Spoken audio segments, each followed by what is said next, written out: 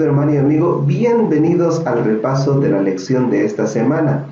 Como sabrás, estamos iniciando un nuevo trimestre y el estudio de un nuevo folleto de escuela sabática.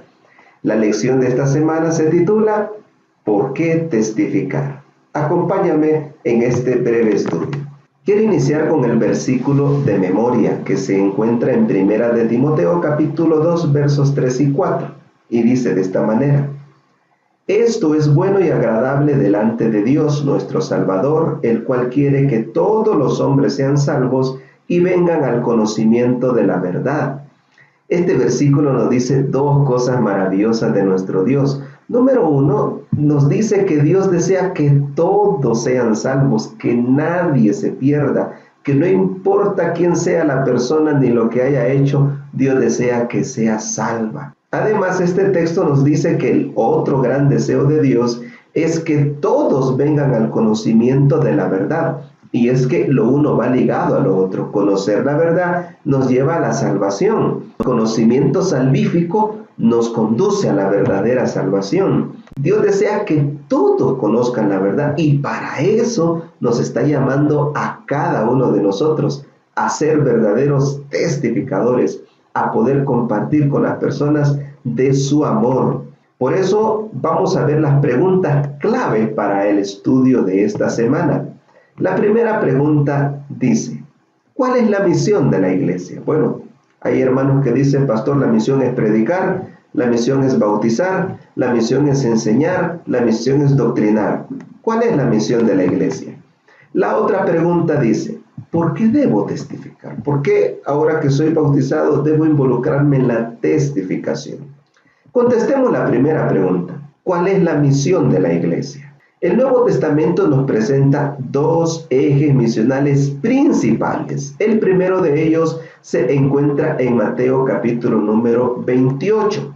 En este texto encontramos la gran comisión evangélica de ir y hacer discípulos a todas las naciones, bautizándolos en el nombre del Padre, del Hijo y del Espíritu Santo y enseñándoles que guarden todas las cosas. Hay 4 verbos en esta gran comisión evangélica. 3 de ellos están en participio y solo uno está en imperativo. Ahora, el verbo que está en imperativo se traduce como hacer discípulos, lo que significa que esa es la orden principal. Los demás verbos, ir, predicar, bautizar y enseñar, están en participio, lo que significa que nos ayudan a cumplir el primer verbo, el que está en imperativo. Para hacer discípulos no debo solo ir, no debo solo predicar, no debo solo bautizar, no debo solo enseñar, sino que debo con sabiduría combinar las 4. La iglesia debe ir, debe predicar, debe bautizar y enseñar. Cada miembro de la iglesia ha sido llamado a cumplir esta magna orden. El otro eje misional lo encontramos en Apocalipsis capítulo número 14, versos 6 al 7. Y aquí tenemos el mensaje de la verdad presente, también conocido como el mensaje de los 3 ángeles. Pero en Apocalipsis 18 encontramos un 4º ángel. Ahora, veamos los mensajes. El primer mensaje habla de que la hora del juicio divino ha llegado. El segundo mensaje habla de la caída de Babilonia. El tercer mensaje nos pide identificar a la bestia, su imagen y su marca. Y el cuarto mensaje es un mensaje netamente evangélico, pues llama a los fieles que están en Babilonia a salir de ella antes que sea tarde. En pocas palabras, la misión de la iglesia se resume en estos 2 ejes misionales principales: hacer discípulos y predicar la verdad presente. Ahora contestemos la pregunta: ¿por qué debo testificar? Para contestar esa pregunta tenemos que entender qué es testificar. Testificar es compartir a Jesús, es hablar de Jesús, es enseñar de Jesús, es reflejar a Jesús a otras personas. Entonces, ¿por qué debo compartir a Jesús? ¿Por qué debo reflejar a Jesús? En primer lugar, para proveer oportunidades de salvación a las demás personas. Saben que Dios brinda oportunidades diarias para que las personas lo conozcan. Dios se revela en la belleza y complejidad de la naturaleza, pero también se revela a través de la vida de una persona que ha sido cambiada, que ha sido transformada por la gracia del Señor. Por esa razón, en Lucas 19:10, Jesús dijo: yo vine a buscar y a salvar lo que se había perdido. Esto lo dijo en ocasión de su visita a Zaqueo. Zaqueo era un hombre pues que se sentía perdido, se sentía rechazado, se sentía marginado. Recuerden que él era publicano y los publicanos no eran bien vistos en ese tiempo, eran vistos como traidores, como perros, ¿verdad? Así que eran señalados, criticados, y a esa persona fue que Jesús vino a buscar y a salvar, a los que se sienten rechazados, a los que se sienten marginados, a los que se sienten perdidos. Dos acciones salvíficas nos habla este texto: buscar.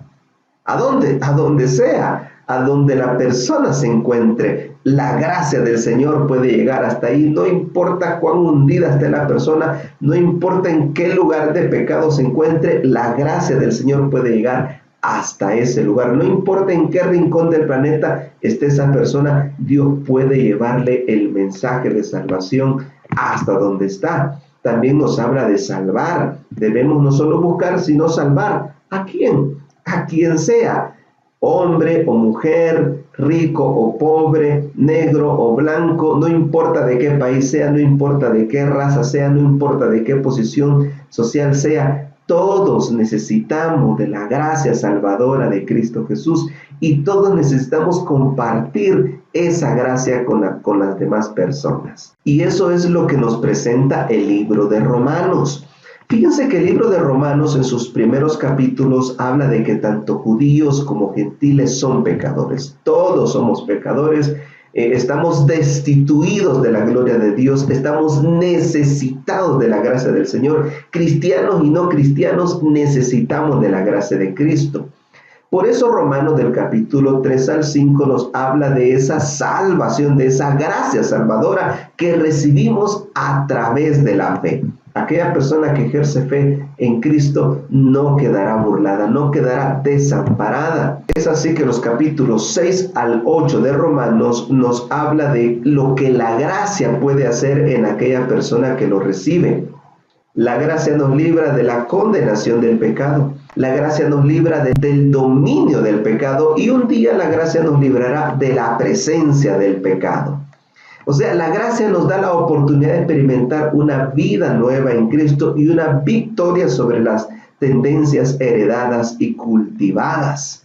Pero para poder accesar a la gracia, yo necesito declararlo con mi boca. Yo necesito decir: Jesús, te necesito. Jesús, ven a mi vida. Jesús, te acepto como Salvador. Pero para que una persona diga eso, necesita escuchar el Evangelio. Y para escuchar el Evangelio, necesita que alguien predique y entonces podrá invocar. Romanos 10:13 dice que todo el que invoque el nombre de Dios puede ser salvo. No importa dónde esté, no importa quién sea, la gracia del Señor está dispuesta para esa persona. Entonces aquí viene una gran necesidad que plantea Romanos 14. Las personas necesitan invocar el nombre de Dios para ser salvas. Para poder invocar necesitan creer. Y para creer las personas necesitan oír el mensaje de salvación. Para oírlo alguien tiene que predicarles y para predicarles alguien tiene que ser enviado. Entonces, los enviados son los misioneros. ¿Qué necesita el misionero? El misionero necesita ser enviado. El misionero necesita predicar. El misionero necesita que lo escuchen. El misionero necesita que crean en el mensaje que predica. El misionero necesita que las demás personas invoquen el nombre de Dios para poder ser salvas. Vean cómo se invierten los papeles ahí. Lo último llega a ser lo primero y principal. ¿Qué significa eso? Que para que las personas sean salvas, para que invoquen el nombre del Señor, alguien tiene que hablarles, alguien tiene que ser el enviado, y ese alguien eres tú. La segunda razón por la cual debemos testificar es para poder entrar en el gozo del Señor. Lucas 15:7 dice: os digo que así habrá más gozo en el cielo por un pecador que se arrepiente que por 99 justos que no necesitan de arrepentimiento. ¿Qué es lo que encontramos en este texto? Aquí este texto nos dice que si hay algo que le da gozo al Señor es ver a una persona alcanzar salvación. Lo mismo dice Sofonías 3:17. Jehová está en medio de ti. Él es poderoso y te salvará. Se gozará por ti con alegría. Callará de amor, se regocijará por ti con cánticos. Aquí tenemos un cuadro que nos presenta a los tres perdidos de Lucas. La oveja está perdida, sabe que está perdida, no sabe el camino y a ella el pastor la busca. Esto ejemplifica a todas las personas que andan vagando por el mundo sin rumbo, sin dirección, que necesitan de un salvador, de un guía espiritual, de alguien que les indique el camino y el propósito de sus vidas. Ese es Jesús. Si tú estás lejos de la iglesia, si tú estás lejos del Señor, si estás en un camino de perdición, Jesús te está buscando. Déjate encontrar, no te escondas del Señor. La moneda está perdida, no sabe que está perdida porque es un objeto inanimado, sabe el camino, ¿verdad? Está en la casa. A ella Jesús la busca dentro de la iglesia. O sea, la moneda representa a los que se pierden en la iglesia. ¿Por qué? Porque han dejado de orar, han dejado de estudiar la Biblia. En otras palabras, han dejado de relacionarse con Jesús. Y su cristianismo se ha vuelto hipócrita, se ha vuelto vacío, se ha vuelto tibio, se ha vuelto sin sentido. A ellos Jesús los está buscando. Tenemos también al hijo pródigo que está perdido, sabe que está perdido, pero no quiere regresar. A él Jesús lo espera. ¡Qué maravilloso es el Señor! Pero aquí vemos una escala del gozo del Señor. O sea, vamos viendo cómo el gozo de Dios se va haciendo más grande todavía.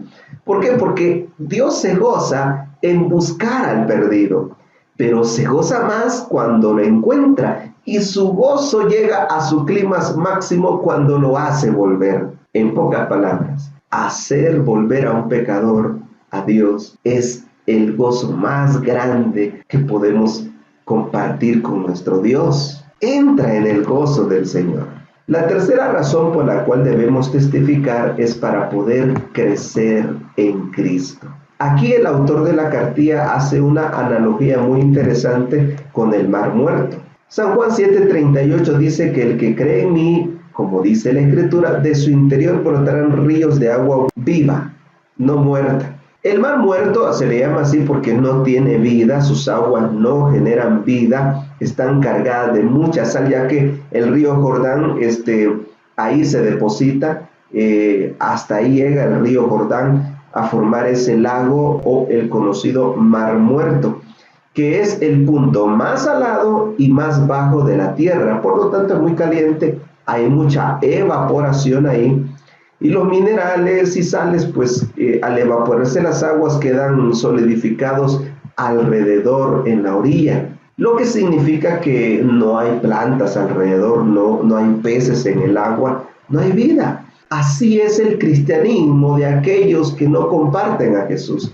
Reciben prédicas, reciben sermones, reciben palabra, pero no la comparten, no la llevan a otros, se convierten en un mar muerto espiritual. Pero aquellos que deciden ser sembradores de la palabra, de ellos brotan ríos de agua viva. Mateo 13:3 dice, el sembrador salió a sembrar. Y el verso 8 dice que parte de la semilla cayó en buena tierra y dio fruto, cual a 100, cual a 60 y cual a 30 por uno. Eso es lo que Dios desea, que crezcamos y demos fruto. Así que, querido hermano, el Señor te está llamando a sembrar la buena semilla. Servicio Cristiano en la página 128 dice, la única forma de crecer es estar realizando con todo interés precisamente la obra que Cristo nos ha pedido que hagamos. Mira, la única forma de crecer. Recuerda que todo ser vivo crece y se reproduce. Si no crecemos, hay un problema. Si una planta no crece, hay problemas. Si un bebé no crece, hay problemas. Si un cristiano no crece, hay problemas. Y problemas espirituales. Si tú entonces deseas crecer, involúcrate en la testificación, comparte a Jesús, háblale a otros de Cristo, no tengas miedo ni vergüenza de hacerlo. Esta otra cita dice, los que quieren ser más que vencedores deben interesarse intensamente en la salvación de otros. ¿Cuán interesado estás en la salvación de tus familiares, de tus amigos, de tus vecinos? Esas son muestras de cuánto has crecido en la fe, cuánto has crecido en tu experiencia espiritual. La cuarta razón por la cual debemos testificar es para mostrar cuánto nos parecemos a Jesús. ¿Cuánto te pareces a Cristo? ¿Cuánto reflejas de Jesús? Cuando compartes a Jesús, muestras cuánto te importa, cuánto lo amas y cuánto lo obedeces. Cuando no lo compartes, demuestra lo contrario. O sea, si tú no testificas, si tú no hablas de Jesús, si tú no compartes a Cristo, muestras que no te importa, que no lo amas y que no le obedeces, que no es tu rey, no es tu Señor. Por eso yo quiero invitarte a compartir a Jesús. Comparte a Jesús con otros. Recuerda que una luz no se esconde, se muestra. Un cristiano no debe esconderse. ¿Y qué debemos compartir? ¿Qué debemos reflejar? Su amor. San Juan 3:16 dice, de tal manera amó al mundo que ha dado su Hijo unigénito para que todo aquel que en él crea no se pierda, mas tenga vida eterna. Recuerden que Dios no quiere que ninguno se pierda, así que predícale a cuantos puedas. Testifica ahí en tu casa, testifica ahí donde estudias, testifica ahí donde trabajas, comparte a Jesús, habla de lo que Jesús ha hecho en tu vida, comparte el amor de Cristo. Esa es la mejor manera de atraer a una persona para Cristo, compartiendo su amor. Segunda de Pedro 3:9 dice que el Señor no retarda su promesa según algunos la tienen por tardanza, sino que es paciente para con nosotros, no queriendo que ninguno perezca, sino que todos procedan al arrepentimiento. Mira qué tremendo lo que nos dice Pedro. En primer lugar, quiero destacar que Dios no quiere que nadie perezca. O sea, Dios no quiere que nadie se pierda. Ese es el deseo del Señor. Tristemente, ese no es el deseo de muchos. Pero ahí es donde somos llamados cada uno de nosotros a ir en busca del pecador, de esa oveja, de esa moneda, de ese hijo pródigo, para traerlo de la muerte a la vida, de las tinieblas a la luz, de la maldición a la bendición. Dios no se deleita en ver morir a alguien sin Dios y sin esperanza. Y en esta época donde estamos enfrentando una pandemia, donde diariamente recibimos datos de personas contagiadas y fallecidas, yo me pregunto, ¿cuántos de ellos han muerto sin Dios y sin esperanza? Y sin que nadie les pueda predicar, porque no se les puede a uno acercar, no los puede uno ir a ungir, hay muchas prohibiciones. Y muchos hospitales no dejan accesar a ellos, no dejan ni que sus familias los vean. Imagínate, llevan a un familiar tuyo, a un amigo tuyo, a un conocido tuyo, y no sabes de él, y lo último que te dicen es murió, ya no más lo vas a volver a ver. Tal vez te preguntes, ¿qué pasaría si le hubiera hablado? ¿Qué pasaría si le hubiera predicado? Pues, ¿qué esperas? Hazlo ahora, antes que sea tarde. Hechos 13:47 dice, porque así nos ha mandado el Señor diciendo, te he puesto para luz de los gentiles, a fin de que sea salvación hasta lo último de la tierra. Vean, Dios te ha puesto ahí donde vives, te ha puesto ahí donde estudias, te ha puesto ahí donde trabajas, te ha puesto ahí donde te mueves. Dios te ha puesto ahí para que lleves salvación, para que seas un canal de salvación, un canal de bendición a aquellos que se relacionan contigo. Te pregunto, ¿los que se relacionan contigo son bendecidos o no? ¿Se sienten bendecidos con tu presencia o no? Escucha lo que dice esta cita. Dios podría haber alcanzado su objeto de salvar a los pecadores sin nuestra ayuda, porque Él es todopoderoso. No nos necesita. Somos nosotros los que lo necesitamos. Somos nosotros los que debemos predicar. Necesitamos predicar. ¿Por qué? Porque cuando predicamos, cuando damos estudios bíblicos, cuando testificamos, permitimos que el Espíritu Santo vaya cambiándonos, vaya haciéndonos más parecidos a Jesús. Escucha cómo sigue diciendo la cita.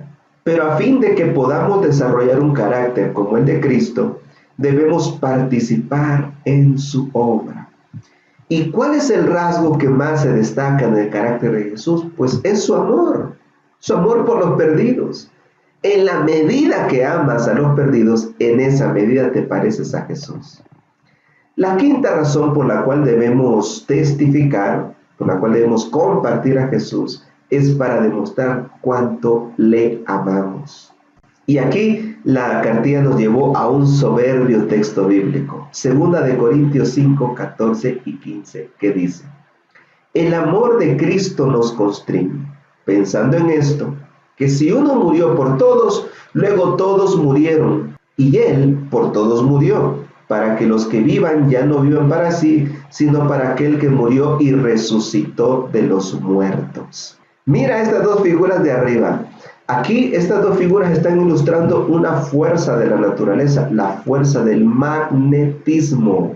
¿Qué hace el magnetismo? El magnetismo atrae al hierro. Si tú pones un hierro cerca del imán, este se sentirá inevitablemente atraído al hierro. Y la otra fuerza es la fuerza centrífuga, ¿no? Que cuando ponen imanes con diferentes polos, entonces hacen que haya un movimiento centrífugo a través de un estator y un rotor, que son las partes principales de un motor eléctrico. ¿Y qué no se puede hacer con un motor eléctrico? Pues tantas cosas que se pueden hacer, que se pueden mover, que se pueden solucionar.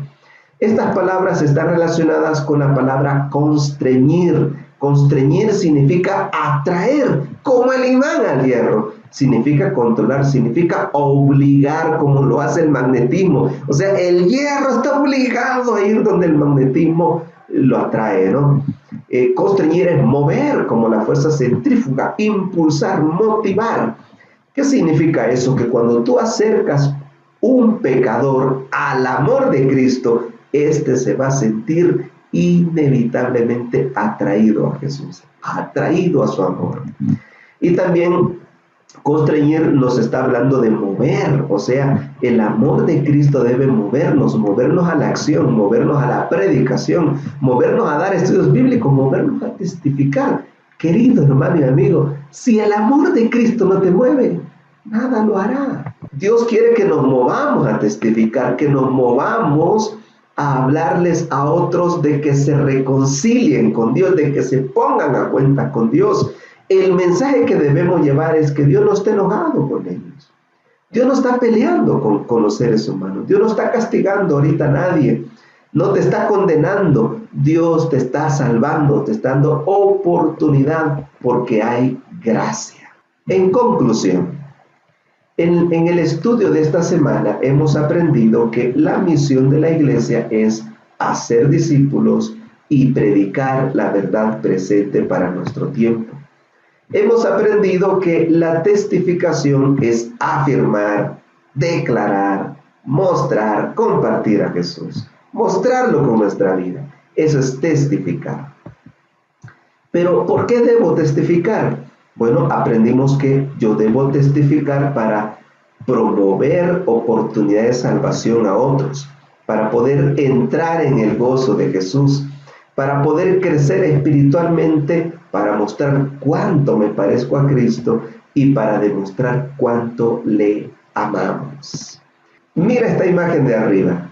Es la portada de una película cristiana que me impactó cuando la vi. Se titula No me avergüenzo.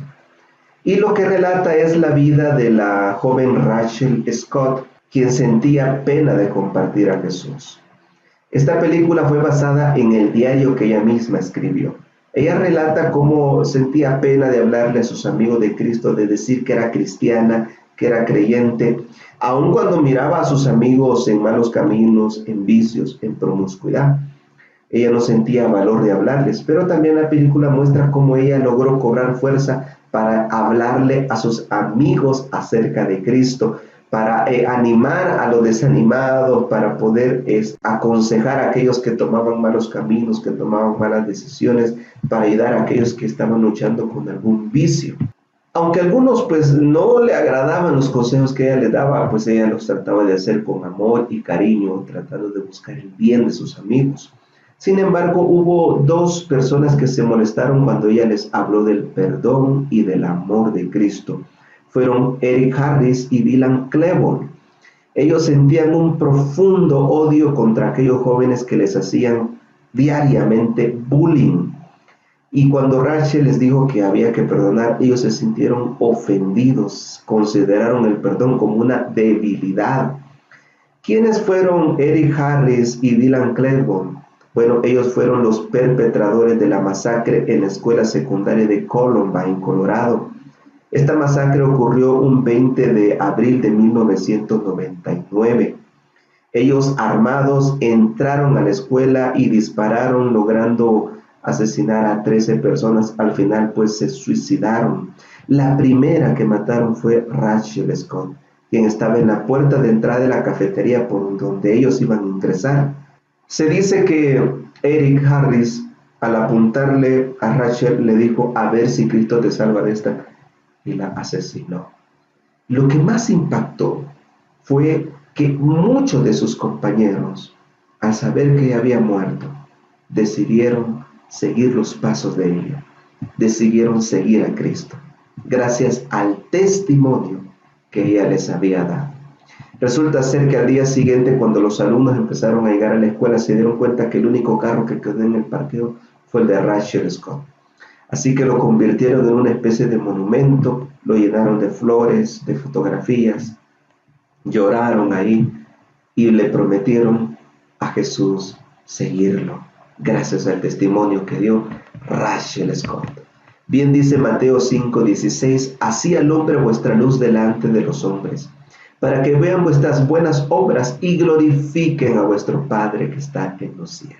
También dice Mateo 10:32, a cualquiera pues que me confiese delante de los hombres, yo también lo confesaré delante de mi Padre que está en los cielos. Confiesa a Cristo, habla de Jesús, comparte de Jesús. Ahora mira lo que dice Mateo 10:33, y a cualquiera que me niegue delante de los hombres, yo también lo negaré delante de mi Padre que está en los cielos. Querido hermano, no niegues a Jesús, que no te dé vergüenza hablar de Él. Muéstralo con tu vida. En el nombre de Jesús, anímate a testificar. Ahora, yo quiero invitarte a seguir estudiando la lección de este trimestre, la cual puede cambiar tu vida cristiana y hacerte un mejor cristiano. Ayudarte a poder ganar amigos para el reino de los cielos. Sigue estudiando la cartilla, sigue estudiando tu lección, que Dios pueda bendecirte.